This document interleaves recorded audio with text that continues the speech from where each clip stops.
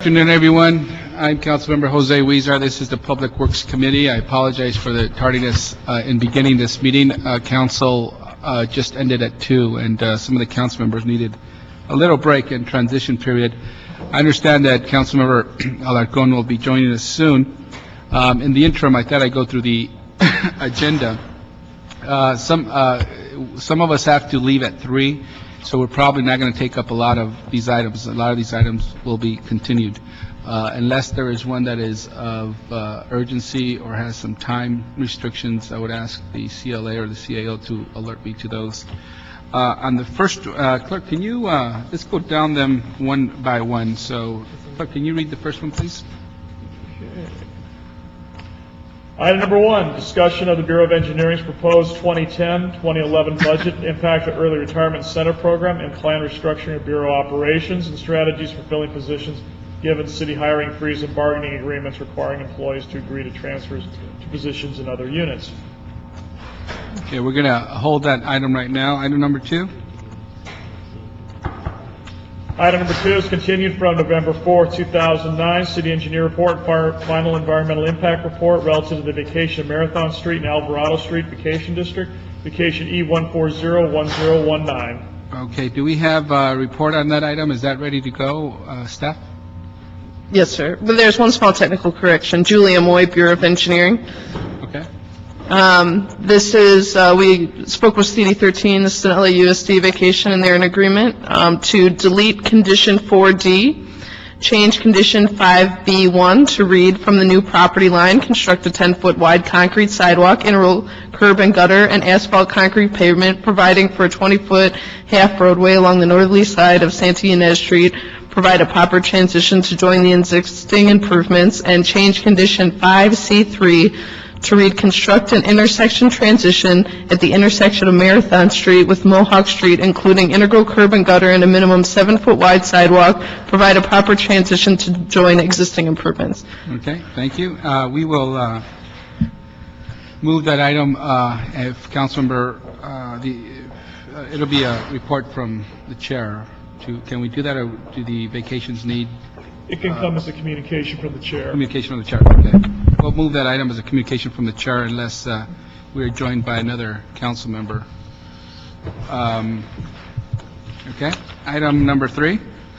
Item 3, City Engineer Report and Final Environmental Impact Report relative to the vacation of Town Avenue and 53rd Street Vacation District in connection with the construction of Central Region High School number 16.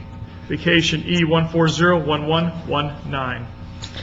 Julia Moy, Bureau of Engineering. Again, we are ready to move this forward. We have one technical correction that we've coordinated with Council District 9 on, which is change condition 6C to read construct an additional 2-foot wide concrete sidewalk adjoining the existing 10-foot wide sidewalk along the northerly side of 54th Street.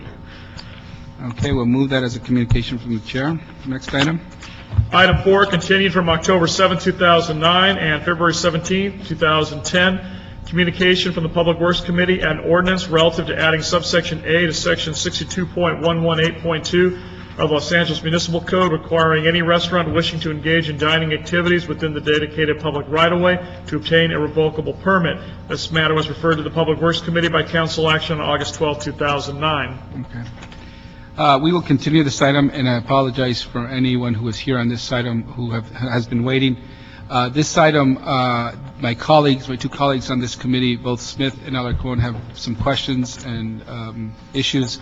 When we schedule this again, I will ensure that my two colleagues will be here so that we take care of this for sure at that time and not have you continue to come here and just have it continued. So we'll continue that for now, and we were assured that my two colleagues are here when we hear this item next. Okay, thank you. Next item. Item 5, motion, Weezar, Krikorian, relative to recommendations for providing the city with the information resources necessary to ensure citywide consistency of permitting and operation newsstands and related matters. Okay, we will hold that item for possible discussion today. Next item. Item number 6, continued from November 18, 2009. CLA report relative to increased posting and enforcement of street sweeping areas and related matters. This item has also been referred to the Budget and Finance Committee. Okay. We could take 6 through 9. Do we have a, let's see. We're probably not going to have robot discussions as we would like, but we will take those up quickly. We could take 6 through 9. We could take up item number 10. Item number 10 is part of the special meeting. This would be CAO report relative to Proposition F, fire facilities, architectural, and engineering services contract amendments. Okay, so BOE, quickly on this. What exactly is this? Can we forward this to full council? Or Good afternoon, council member. I'm Ramon Soto with the CAO's office. This is in regards to the Proposition F fire bond program. In November 2000, the voters approved Proposition F, which provided for $378.5 million to construct 20 fire facilities and $154 million to construct 8 animal shelters. The subject before you is only on the fire facilities. To date, 17 of 20 fire facilities have been completed. The fire facilities component has generated sufficient savings and interest income to finance 2 additional fire stations. In April 2009 and September 2009, respectively, the Mayor and Council authorized 2 new projects to replace Fire Station 7 in the Arleta Panorama City area and Fire Station 39 in Van Nuys. And these 2 projects are currently in the land acquisition stage. The request before you is specifically to authorize contract extensions with 5 architectural firms to provide design service for the program. Ever since the program started in 2000, we've been using the services of these companies to do the design. It's necessary to extend the contracts because all 5 firms are architects of record for existing projects. They may also be called upon to provide design services for the 2 new fire station projects if it becomes infeasible for the city staff to be utilized. In recognition of the budgetary condition in terms of layoffs in the city, BOE advises us that it's planning to utilize its architectural division to design Fire Station 7, which is the first new project in the queue. BOE would consider using the architectural division for the second station, Fire Station 39, if feasible.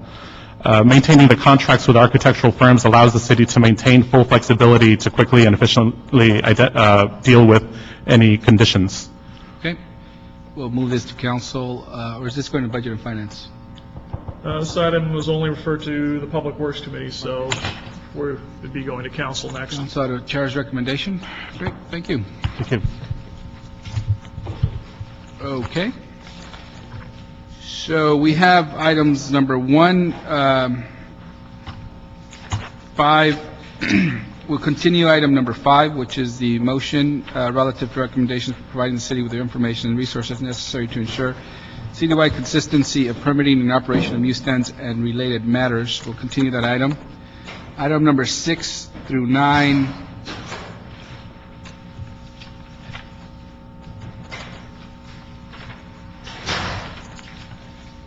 We have either item number 1 or 6 through 9 to hear. If we continue item 6 through 9, I don't think that would be a problem, so we could continue those as well. And we'll take up the remainder of the agenda, which is item number 1. Thank you.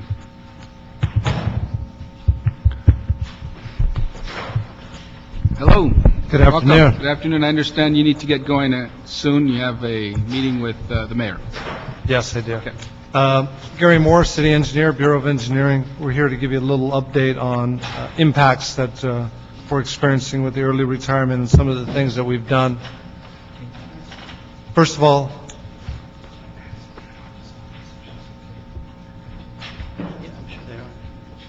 Go ahead.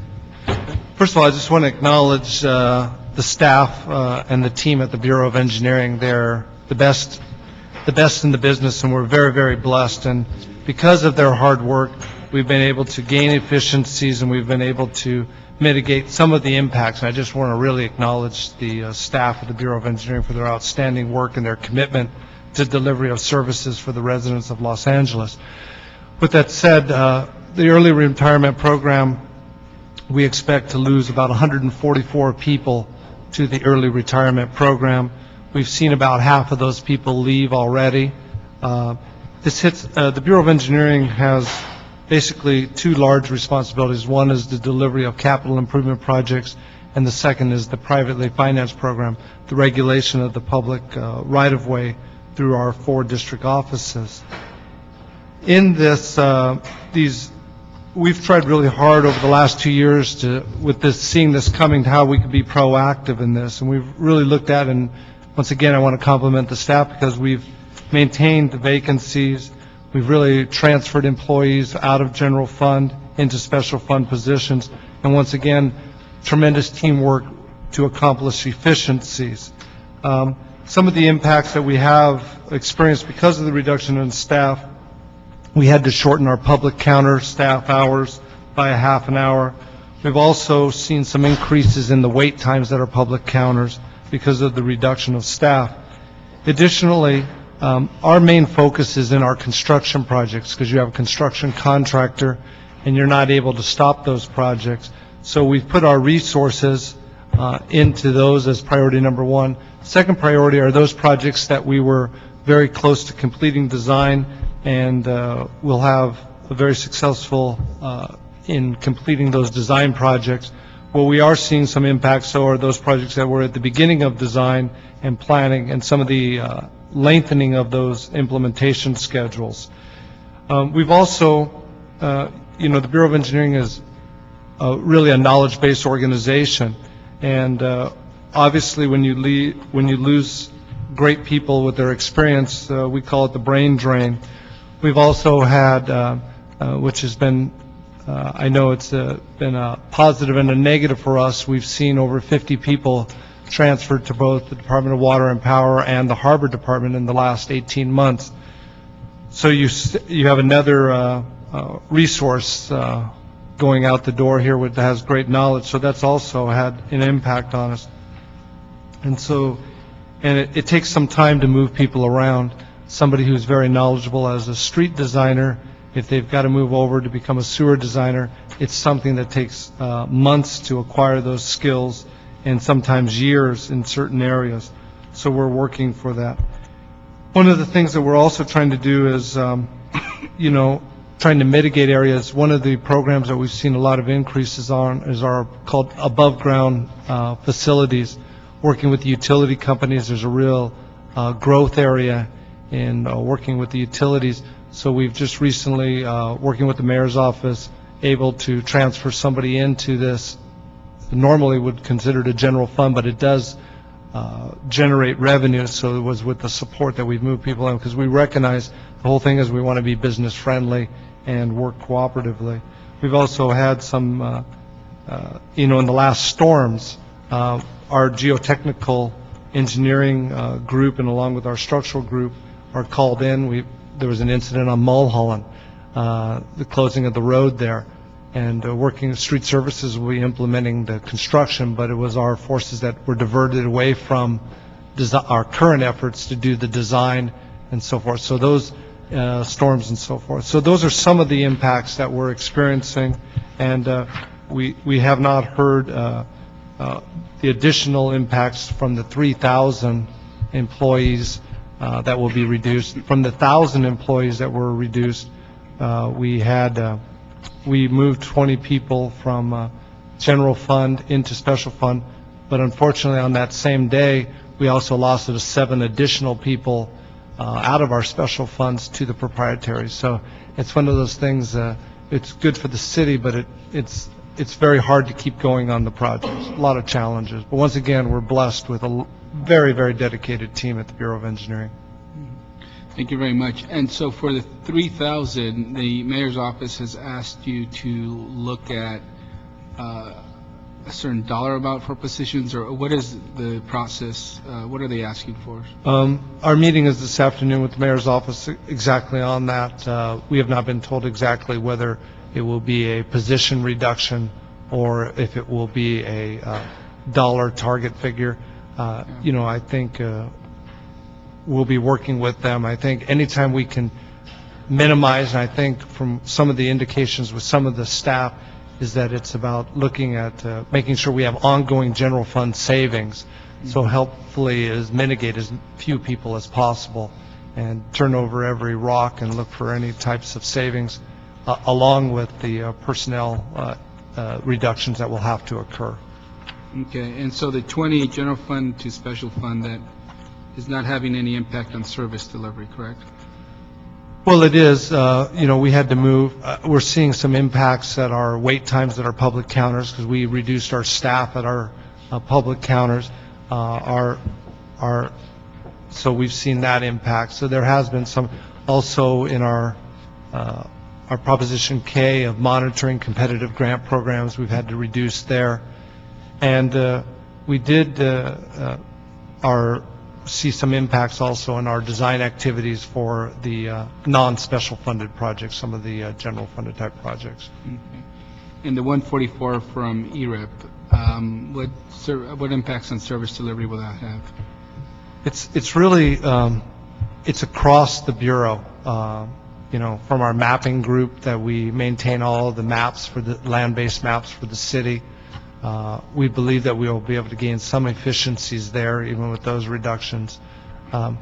We've also, in this timing of the reductions also, our administrative staff, we've had a lot of, with the bond programs of delivering over $1.5 billion of bonds, there was a lot of invoices involved and so forth like that, so there'll be some reductions there that are occurring.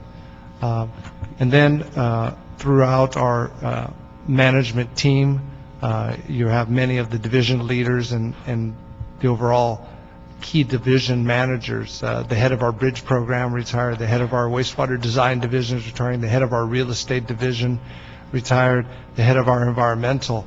Environmental is something that every project goes through the environmental process, so that's something that even with some of the projects that are special funded of using consultants, there will be some slowdown also in that. So we have a lot of specialty areas, and when there's smaller groups and when you're hit at 40% vacancy factors, it's difficult to rebound. We're working on trying how to find solutions for those. Okay, thank you. And we will have this item agendized in our committee, and we will let your office know as well if we're going to make it more extensive discussion. We want to ensure that my colleagues are here in this committee when we discuss this. We had a pretty good discussion on this item in the last committee, and we got a sense of some of the impacts, particularly in the accounting portion of your office. So we understand those impacts, and we anticipate that with some of the end of this month, with the mayor's budget being released, and also with the council continuing to deliberate the $200 million deficit this year and next year's deficit, we are taking action every day in council. So we'll hold this item open to continue discussion here, so that in the event we have to bring anything to the full council's attention to either correct or to make adjustments in the structure and budget of your division. So thank you very much. Thank you. Thank you. Appreciate your support. That ends our agenda. We do have some public speakers cards on items 6 through 9. We continued those items, but I will be happy to ask these speakers if they're here, if they want to speak. The first speaker is Glenn Bailey, item number 6. Are you here? Would you wish to speak? Not here? Clyde Williams, public comment on item number 9. Clyde Williams.